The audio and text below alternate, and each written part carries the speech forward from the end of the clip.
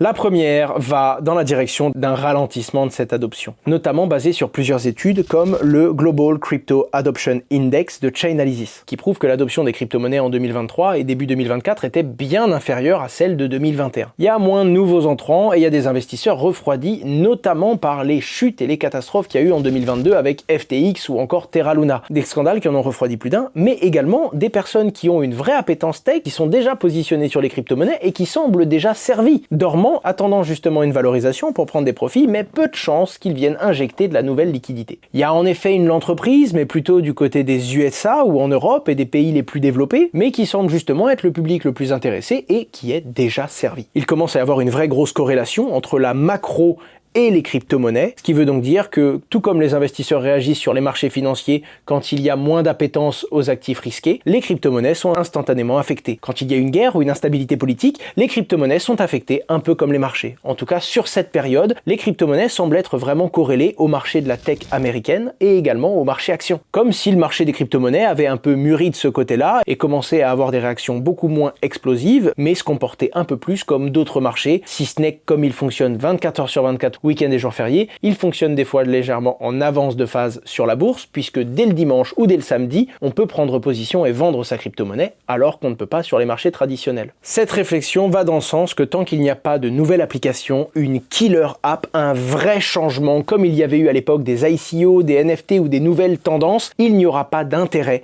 qui viendra de l'extérieur.